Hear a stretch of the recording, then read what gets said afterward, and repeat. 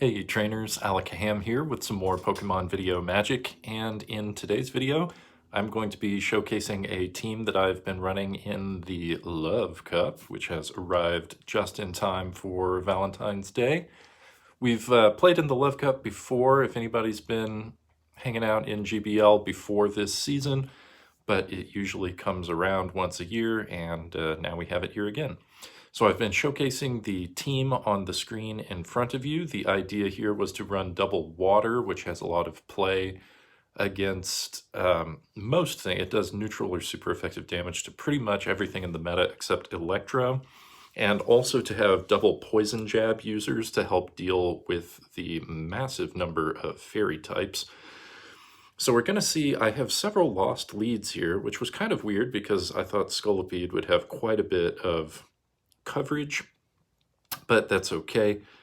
So we lose the lead here against the Galarian Slowbro, and I wanted to go ahead and get an X-Scissor through before switching out because X-Scissor will be doing super effective damage, so at least we will either get a shield or do quite a bit of damage there. And then I safe swapped into my Alolamola. Didn't want to reveal that I had two poison jab users just yet there, so that worked out okay. I maybe should have blocked that charge move, but what I had in mind was that I would come in with Scolipede, I would farm down the Sylveon, and then I would have, I would have a move ready to go. So unfortunately they have a fighter in the back, and while Seaking can do like okay against fighters, Scrafty is fairly thick. It's not Snorlax thick, but it's, it's kind of thick. It's not a small boy there. So that means we are either going to have to let the Seaking go down or lose both of our shields. So I'm trying to build up as much extra energy as possible, but I think I should have blocked that move if I wanted to get through to another move here. I just underestimated how much damage those confusions would be doing. And of course, I didn't need to save a shield for Scolipede. Scolipede was virtually going to be dead weight there anyway. I tried as much as I could to get to the second X-Scissor, but it just did not work out. So you do get losses now and then, and I hate to start a video that way, but usually when I do these videos, I showcase just a full set. I don't like pick random battles or anything. I actually do them in order. So that was the first one for this particular set, but as you are going to see, even losing the leads like we do again here to Kanto Slowbro, we are able to get away with quite a bit. So Seaking, and this is by the way, this is a triple legacy Seaking that is also lucky. So this might not be the most accessible Pokemon in the world. You can run this without Poison Jab, right? Like if you run it with Waterfall as the fast move, that's still pretty good. Icy Wind is really the most important of those legacy moves for it to have. I do like Drill Run as well, just out of convenience, because there's not a lot of ground type power in this particular cup, but if you're running something other than Drill Run, I think you could still be okay. Or you could replace Seaking with a different water type. It all depends on how you want to do team composition. I was just seeing lots of fairies, so I wanted to have two Pokemon that had access to Poison Jab, right? And then, of course, two that have water typing so that I get some general coverage there. Ariados is actually really hard for this team, but I was able to get off enough damage that Scolipede could come in and kind of farm down, and the opponent does not respect the X-Scissor from Scolipede, so they take so much damage because that is a Shadow Slowbro, and I get to another one before they farm me down.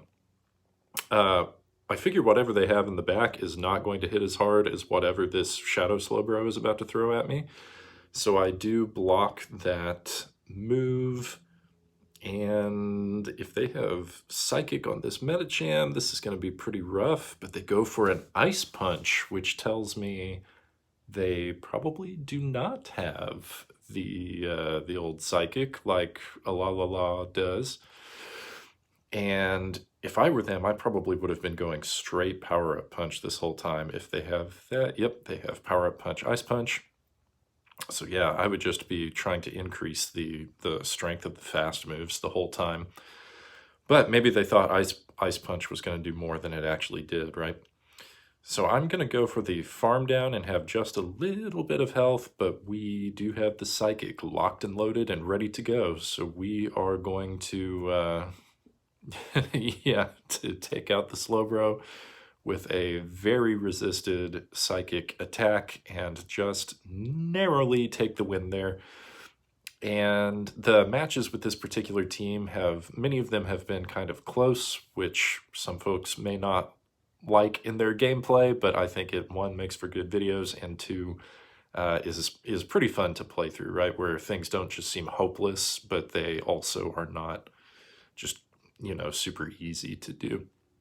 All right, so this opponent does not have a good response to Seaking. They swap into Milotic, which is a water type, meaning that their waterfalls and surf attacks are going to be resisted. Now, because Seaking is super glassy, it is still going to take a decent amount of damage there.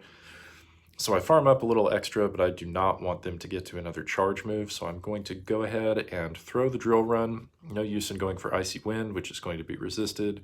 And they come in with an Ariados, and I have seen about 1 million Ariados the past couple of days, but that's fine. Okay, so I'm going to wait out the switch clock a little bit, and then we are going to go ahead and come in with the Scolipede. And the reason that I wanted to do that is because I know that old Alolamola has the most play against this team, right? So if I can take care of the Talonflame here, which I should be able to. Also, they're running Hurricane, so kudos to them. That is also what I run on my Great League Talonflame. We're just gonna use all of our shields here and farm down with Alolamola. And I mean, I'll go ahead and throw a charge move here. I know that they have 2 shields, but really what I'm expecting to do is to be able to fast move down or come very, very close to being able to fast move down. So obviously they're gonna probably start throwing Lunge. Oh, I guess not. They're going right for the Cross Poison. I figured that they would want to debuff the attack there so that the waterfalls aren't doing quite as much, because waterfall it chunks quite a bit. So there we finally saw the Lunge, and we're going to get to another Psychic. Yeah, and they're still going to need to block, because even debuffed Psychic is going to do a chunk of damage. And they're not over farming very much. The opponent's going to dump all of their energy here, and they're low enough. I'm just going to go for this X-Scissor, because I figure I can just kind of chip away at them if I need to. But it turns out the X-Scissor was enough. So Scolipede remained very, very healthy there.